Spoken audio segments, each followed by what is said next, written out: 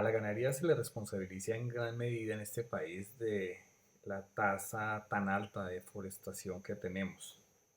Y es que vean la distribución de la tierra como desde los 114 millones de hectáreas, eh, un poco menos de la mitad está en uso agrícola y dentro de eso casi que el 80% está dedicado a pasturas. Pasturas que en su gran mayoría están en alto grado de degradación. Estos sistemas productivos extensivos, además de dejar una huella de carbono tan grande, pues no permiten unos muy buenos indicadores productivos, ya que estamos hablando de una capacidad de carga de 0.1 a 0.2 animales por hectárea. ¿Qué quiere decir eso? Que necesitamos entre 10 a 20 hectáreas para sostener un animal al año. Eso pues conlleva a unos indicadores productivos y reproductivos muy bajos, con unas tasas de mortalidad en terneros que pueden llegar casi al 10% en este tipo de sistemas, con muy bajas ganancias de peso, con muy baja rentabilidad por hectárea. Y eso es lo preocupante. Y en un sistema que ha sido mal manejado, en un sistema que ha permitido que haya una constante degradación del suelo. ¿Qué habría que hacer para mitigar este efecto de la ganadería extensiva? Pues tratar de llevar sistemas como estos, donde hacemos divisiones de potreros. Si esta área la dividimos, por poner un ejemplo, en 30 potreros, entonces en el anterior sistema que veíamos extensivo, los animales están 2, 3, 4, 5 meses en el mismo potrero. Hablemos que están eh, 3 meses ocupando el mismo potrero.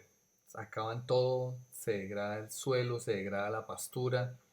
eh, entonces de esos 3 meses de ocupación hay 9 meses de descanso. O a veces son otros 3 meses de descanso y vuelven otros 3 meses de ocupación y otros 3 meses de descanso. Pero en realidad es muy poco tiempo dedicado al descanso. Porque en un sistema este, como les decía, de 30 potreros, el día 1 del mes 1 entran los animales al potrero 1, el día 2 al potrero 2 y así sucesivamente. Llegan al día 30 y el día primero del siguiente mes pues vuelven nuevamente al potrero 1. Y así durante todo el año. ¿Qué quiere decir esto? Que el potrero 1 está ocupado solamente un día al mes, es decir, 12 días al año, lo que nos da un periodo de descanso de 354 días. Fabuloso, comparado con el sistema tradicional o el sistema extensivo, pues obviamente el cambio es muchísimo y entre más logremos dejar descansar al pasto, pues más le permite a él acumular unas sustancias de reserva para rebrotar sin fotosíntesis a partir de las sustancias una vez es cortado. ¿Qué ocurre cuando ese periodo en que crece a partir de su reserva dura entre 3 a 4 días, que ya genera un rebrote que es capaz de generar fotosíntesis por su propia cuenta?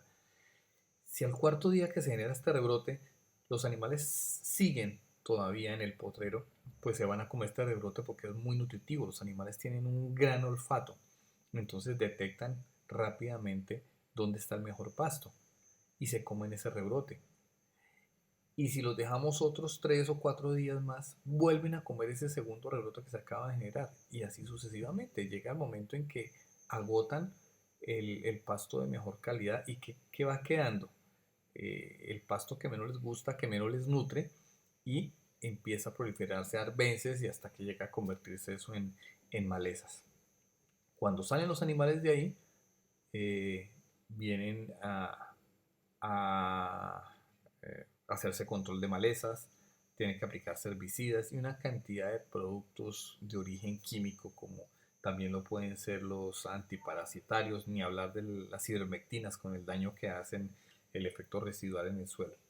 Entonces al transformarse a un sistema de estos, pues entonces los potreros van a tener mucho más descanso y mejor capacidad de rebrote, van a poder sostener mayor carga animal, pero también van a ser potreros más productivos. se regenera el suelo y a la vez que permite obtener mayores ganancias por hectárea. Y si eso lo hacemos mucho más eficiente, dividiéndolo o subdividiendo en franjas para que este sistema tenga unos tiempos de ocupación apenas de unas pocas horas, pues entonces le vamos a permitir generar mucho más descanso a esta pradera. Por tanto, mejor respuesta al rebrote, mejor capacidad de carga. Entonces son animales que van a estar comiendo una pastura de mejor calidad, más abundante y por tanto van a tener mejores resultados productivos. Entonces, este es el paisaje que hay que cambiar. Pero existe otro pequeño inconveniente que hay que solucionar.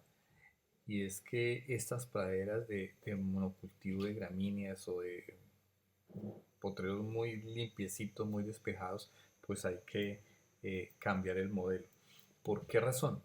Porque aún así, a pesar de la rotación de praderas, se disminuye muchísimo la huella de carbono, pero se puede mejorar esos indicadores ambientales.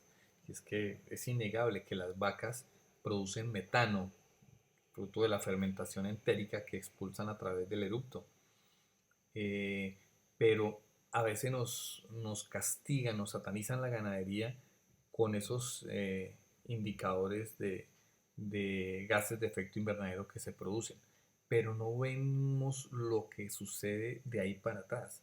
¿Qué está sucediendo en el sistema cuando ese pasto necesita hacer fotosíntesis? Cuando hay árboles que lo acompañan, que hacen fotosíntesis. Y en ese proceso fotosintético se captura carbono junto con eh, agua en presencia de energía lumínico, produce carbohidratos que le permite crecer a la planta y produce oxígeno que es liberado al ambiente. Esa es la fórmula de la fotosíntesis. Entonces, no hay que ver solamente lo que emite la vaca, sino lo que reincorpora en, eh, en todo su sistema de producción de forrajes y de alimentos. Es innegable el cambio climático. Sí, estas proyecciones que ven en la gráfica, pues ya estamos viendo la realidad. Sea cierto o no sea cierto lo del cambio climático, sí es cierto que vemos eh, comportamientos de la naturaleza muy palpables. Unos inviernos más fuertes, más cortos pero más fuertes. Un aumento en la precipitación que si vemos en las gráficas tiene un aumento del 14% global proyectado hacia el final del siglo. En Colombia va a ser del 8%. Y un aumento de la temperatura a final de este siglo de más de 4 grados, 3 grados para Colombia, pero 3 grados es muchísimo, es dinero que se pierde. Si ven en la fotografía de la izquierda, está todo seco por ese verano tan fuerte y lo único que se conserva verde son los árboles. Pero esto era en el sur del Cesar y estos aquí en condiciones de la cordillera. Veranos muy fuertes que nos dejan sin alimento. Entonces hay que prepararnos para estas cambios que se están dando en el clima, ¿no?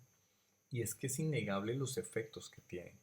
¿Sí? Este artículo es de este año, en donde claramente nos muestran cómo la temperatura alta genera estrés y ese estrés térmico pues afecta a los indicadores reproductivos. Ahora, ¿cómo regulamos temperatura nosotros? Sudando. Sacamos agua caliente eh, que se evapora y así disipamos calor. Los bovinos no tienen esa posibilidad, tienen unas glándulas sudoríparas muy atrofiadas. Entonces, ¿cómo lo hacen? A través del intercambio gaseoso. ¿Qué quiere decir eso? Que sacan aire caliente e incorporan aire más fresco. Pero para hacerlo, tienen que aumentar la tasa respiratoria y esa tasa respiratoria aumenta por un gasto energético que hay a nivel de los músculos que intervienen con la caja torácica, los intercostales, los abdominales, oblicuos, transversos, el diafragma. Entonces, cuando se contraen esos músculos, se contrae la caja torácica, sale el aire y al relajarse en los músculos, aumenta la capacidad torácica y se absorbe aire. Cuando están en estrés calórico los animales, pues aumentan esa frecuencia cardíaca, perdón, esa frecuencia respiratoria. Y al aumentar esa frecuencia respiratoria, pues tiene que haber un aumento del gasto energético para mover esa musculatura que tiene que ver con la respiración. Pero es energía que se está desviando para el proceso de termorregulación y no se está utilizando en el proceso de transformar la proteína que se está ingiriendo en el pasto. Entonces ahí el productor ve disminuidas sus ganancias. Necesita eh, sistemas más amigables con esa temperatura alta. Los animales nos lo dicen. Y no nosotros a veces, los productores, decimos, venga, es que los animales, ¿quién dijo que necesitaban sombra? Ahí están comiendo, ahí están produciendo. Pero si le mejoramos las condiciones climáticas, no solo estamos mejorando los indicadores productivos, sino que de otro lado podemos tener acceso a mercados que están dispuestos a pagar un poco más por ese bienestar animal, por todo el trabajo que hacen de regeneración los árboles en el suelo y por toda la captura de carbono que hace un sistema bien manejado. Entonces, ¿por qué no sembrar los árboles? ¿Cuál es eh, la respuesta a esta pregunta cuando se la hacemos a los ganaderos? ¿Por qué no sembramos árboles? Pues una gran creencia que tienen ellos es que los árboles acaban con el pasto. Donde hay árboles no se puede tener, no se puede tener pasto. Eh, pero pues eso es algo discutible, ¿no? ¿Por qué razón? Porque si se fijan ustedes cómo el sol circula durante el día, vean también el manchón de sombra, cómo se va moviendo. Pero un árbol de estos, se llama malvecino, las ramas de abajo están muy pegadas al suelo. El árbol es muy frondoso, de hoja grande, no deja pasar buen sol. Entonces esa sombra que se está proyectando en el suelo no tiene mucho movimiento debajo de él. O sea, debajo del árbol está casi siempre con sombra.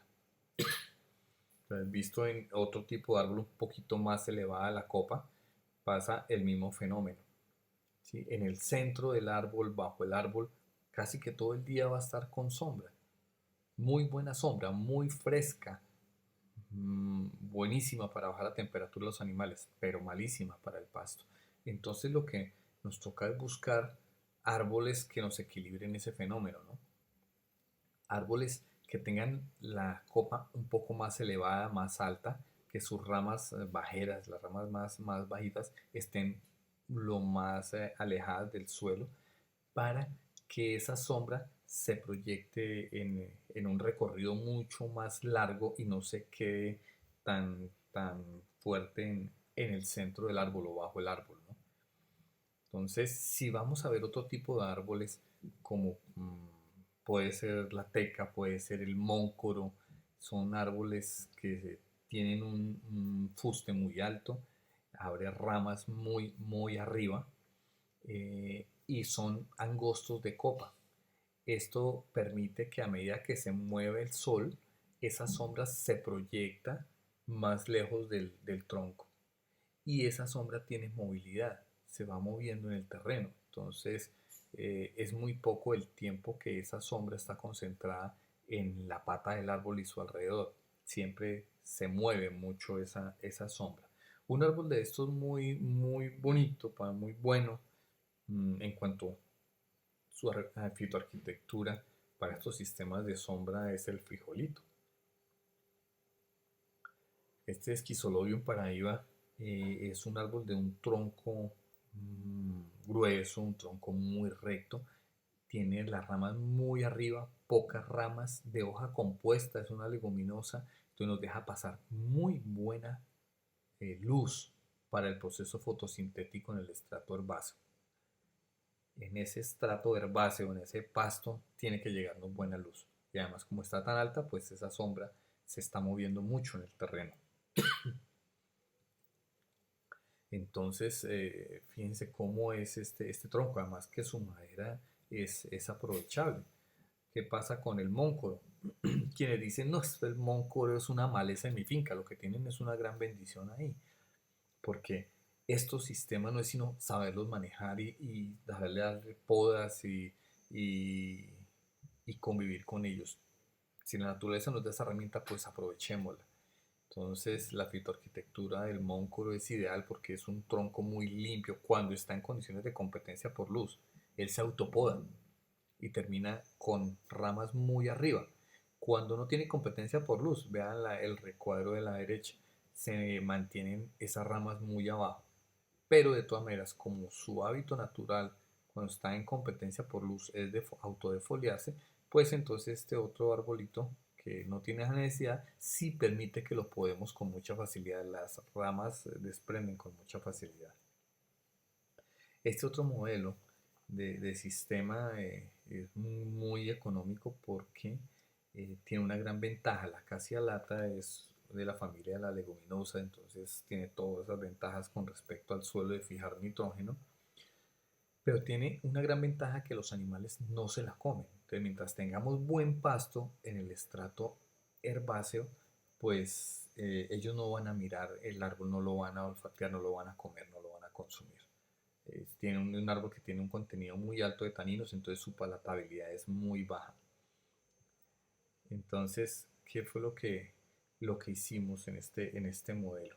Un suelo completamente degradado, vean esa mata de mamoncillo que está allá más verdecita, casi en el centro de la foto, y una pastura muy degradada, un suelo muy degradado, casi nada de forraje para los animales. A esto descompactamos con un rastra, intentamos hacerlo con rastra, eso, eh, el implemento echaba era chispas.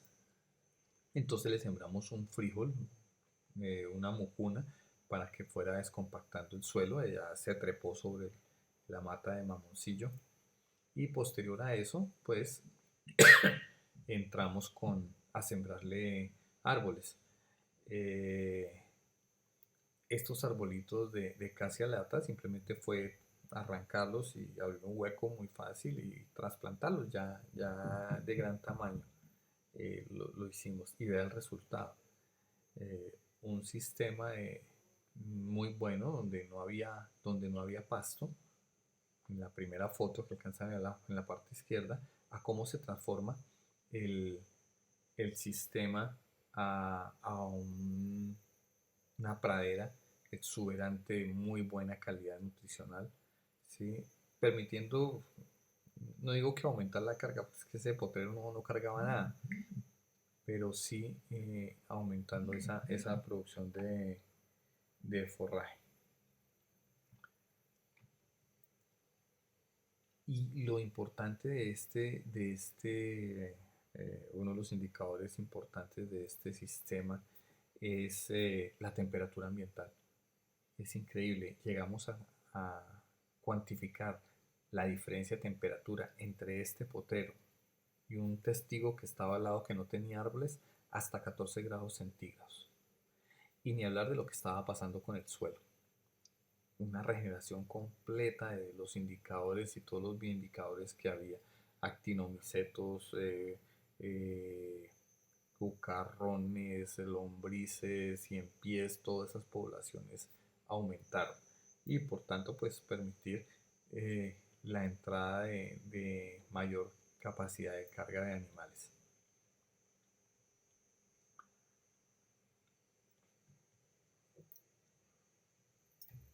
Ahora vean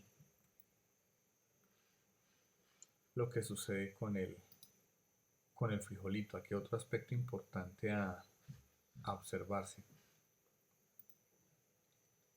Un tronco muy recto, una eh, característica deseable en los maderables, pocas ramas, de 3, 4 ramas, eh, ramas primarias, y vean cómo podemos desde arriba ver el potrero, ver el pasto, ¿ok? ¿Qué quiere decir? Que así mismo entra sol para que haya fotosíntesis abajo. El arbolito que está al lado pues no deja ver nada de ello. Y este otro sistema aquí, eh, en la imagen de abajo, con yopo, anaderantera peregrina, sembramos líneas de árboles y vean cómo crece el pasto debajo de esos árboles. Este video de abajo fue grabado a final del verano. Pasó esos potreros sin problema el verano. Y vea el testigo al voltear la cámara para el otro lado.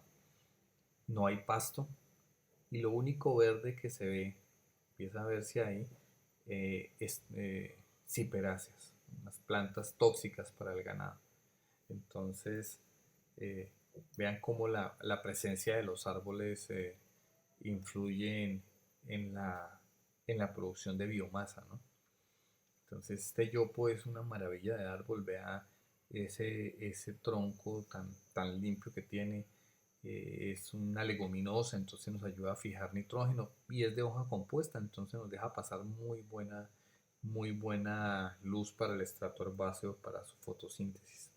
Una muy buena opción el yopo.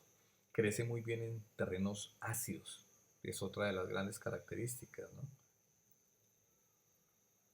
Vea este otro sistema de sombra con, con samán.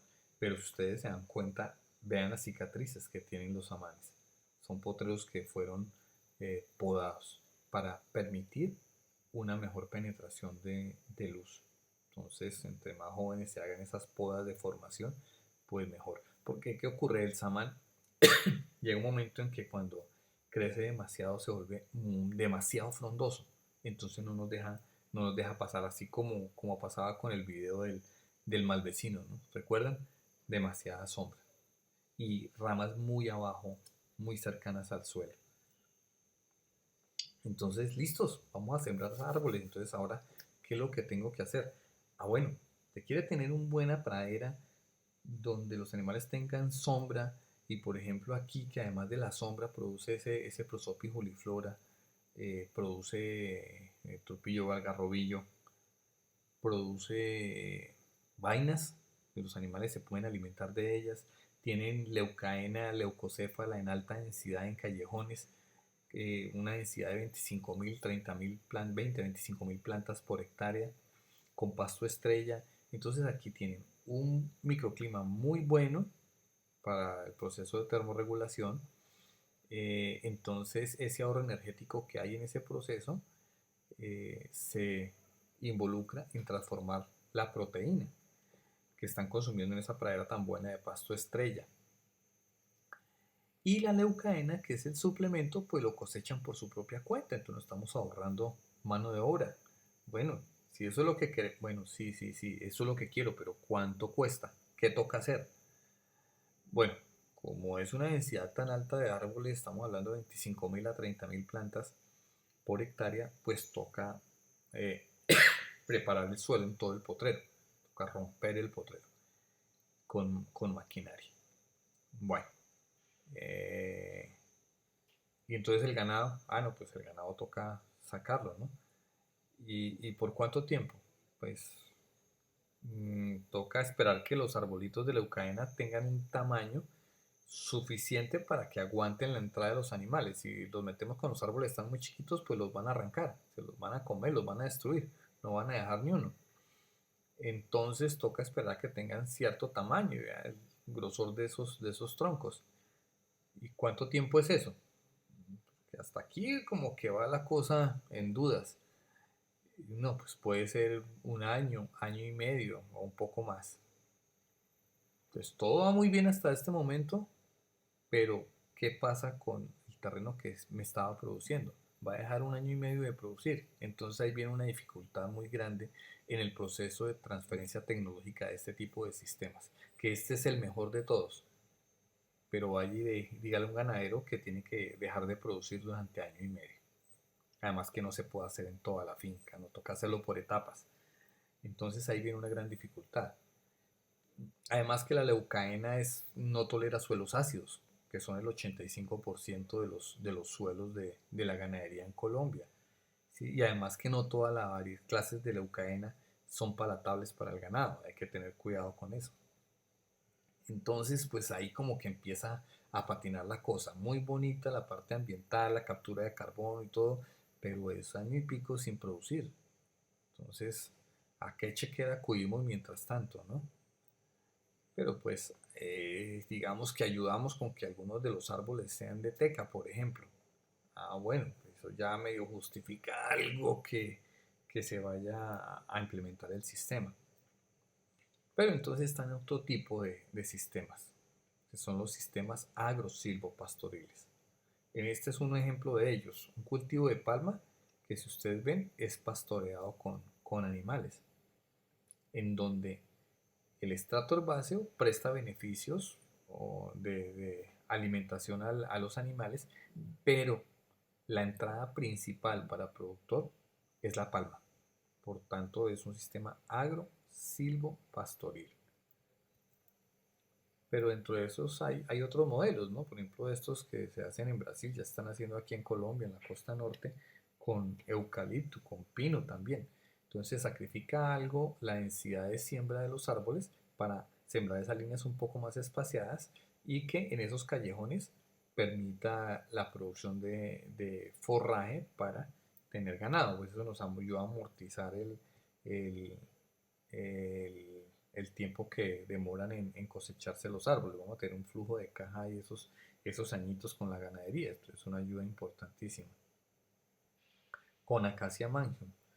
El problema de la Acacia Mangium es que ha tenido muchos inconvenientes praderas, sistemas de bosques de Acacia Mangium que se han secado y mire el tamaño que tienen los arbolitos, no se puede aprovechar la madera, ¿no? Entonces la Acacia Mangium tiene mucha dificultad, además que es demasiada densa la sombra, es una hoja que no se descompone con facilidad, entonces bajo los árboles vamos a tener sombra permanente y va a haber un inconveniente ahí de pérdida de biomasa. Entonces de estos sistemas agrosilvopastoriles, pues vamos a encontrar esta otra especie. La de la derecha, Teca tectona grandis, la teca tradicional, y la de la izquierda, la teca yun.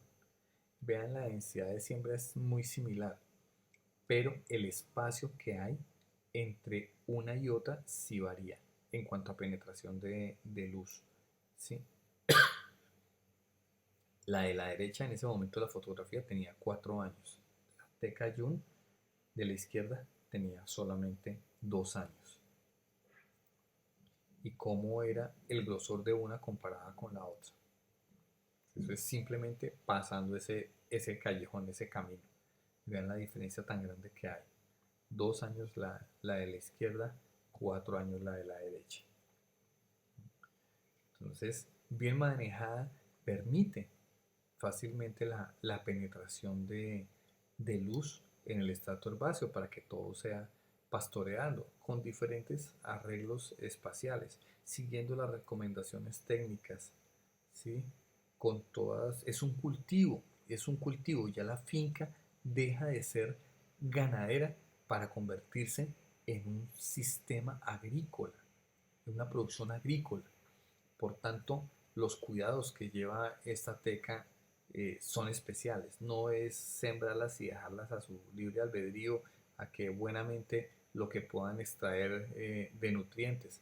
No, esta teca hay que prestarle atención, hay que podarla, hay que fertilizarla, hay que cuidarla, porque en últimas es la que nos va a dejar mayores ingresos en el mediano y largo plazo. Entonces, asimismo hay que tener cuidados con ella. Esta, pues sí, es un sistema agrosilvopastoril, pero no en las mejores condiciones con teca tradicional. Sí, en ese momento no sabíamos de las bondades que tenía la teca yun, no la conocíamos, pero vean cómo aún así crece muy bien el pasto. Perfecto, está creciendo, a pesar de la falta de poda de elevar más esas ramas, ¿no? Entonces está creciendo muy bien. ¿Cómo lo estamos mejorando? Pues estos sistemas de manejo algo tradicionales donde no es tiempo suficiente de reposo de las praderas, con tiempos de ocupación muy prolongados, pues esto es lo que se ve, potreros en críticas fases de degradación, ¿no? Entonces, ¿qué es lo que proponemos? Un sistema rotacional basado obviamente en las leyes del pastoreo Boissin. Sin Boissin no hay silvopastoreo. Y el Boissin, que es que el pasto hay que dejarlo descansar para que recupere esos carbohidratos de reserva que le permiten hacer un nuevo rebrote. Y la ley de la ocupación, pues que eh, al potrero no hay que ocuparlo tanto tiempo para evitar que se coma los rebrotes que acaba de generar.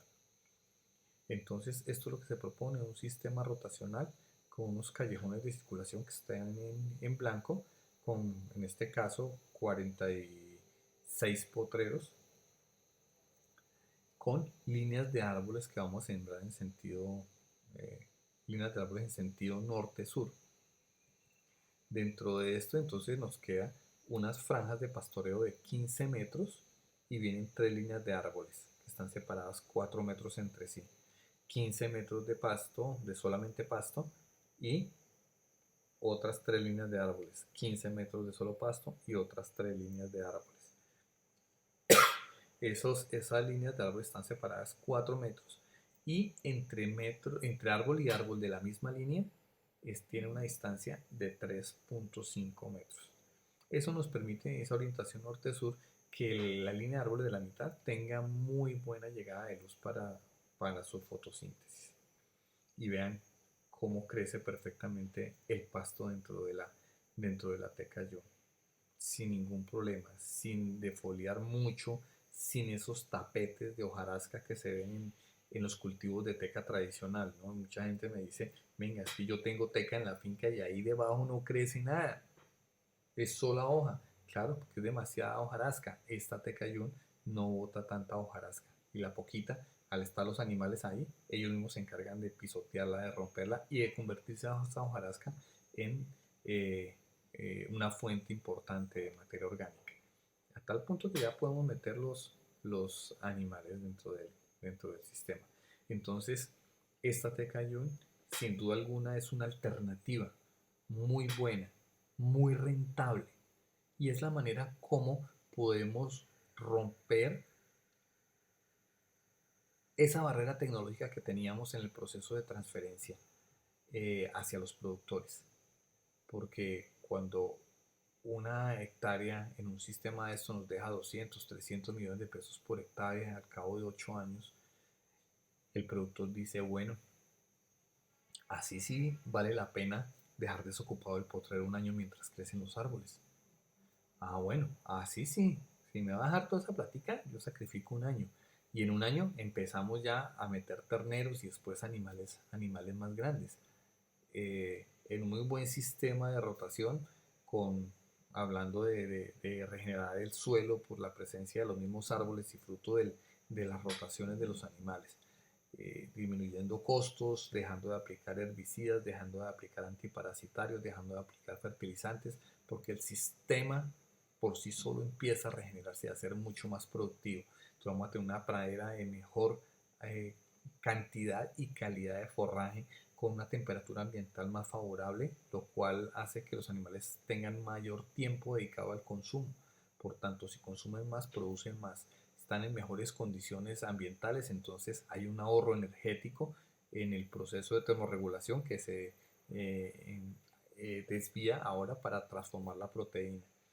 Permite una mayor capacidad de carga. Entonces todo eso hace que los indicadores, las ganancias netas por hectárea sean mucho más grandes, más elevadas.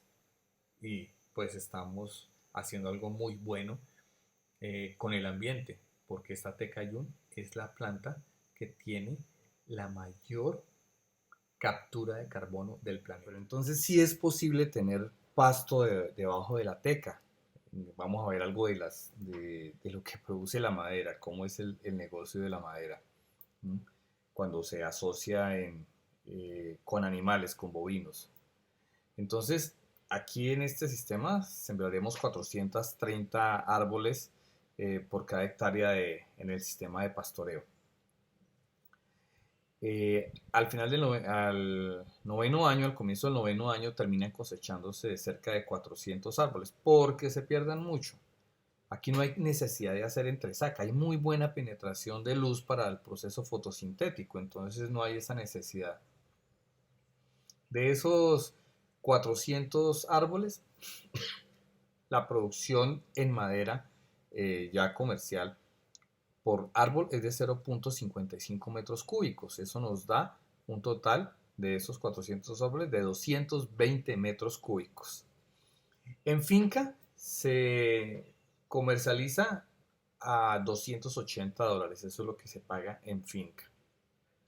Entonces, $280 por metro cuadrado por 220 metros cuadrados, pues nos da 61.600 dólares. A la tasa representativa del día en que se dio esta conferencia, pues es de 4.033 pesos.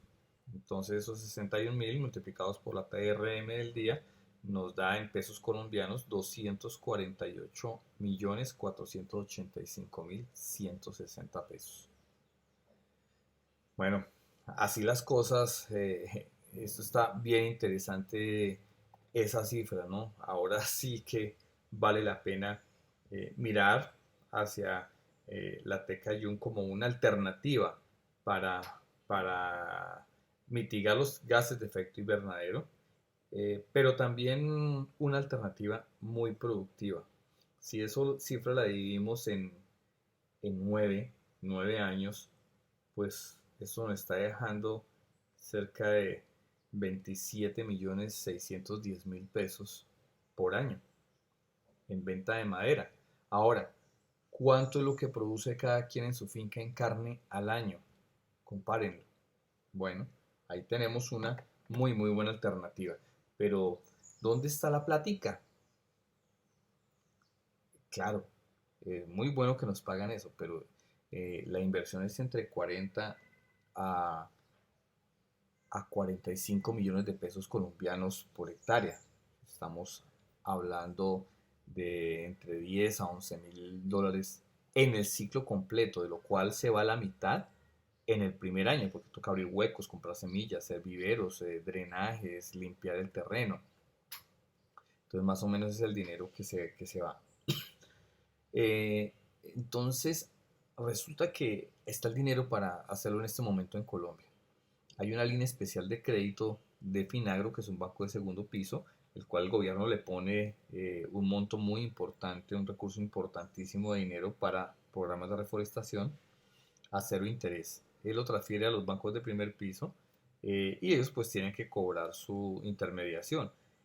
Eso nos lo están cobrando a una tasa cercana al 4% efectivo anual, pero pues esa tasa está en dependencia de la vida crediticia que tenga cada quien.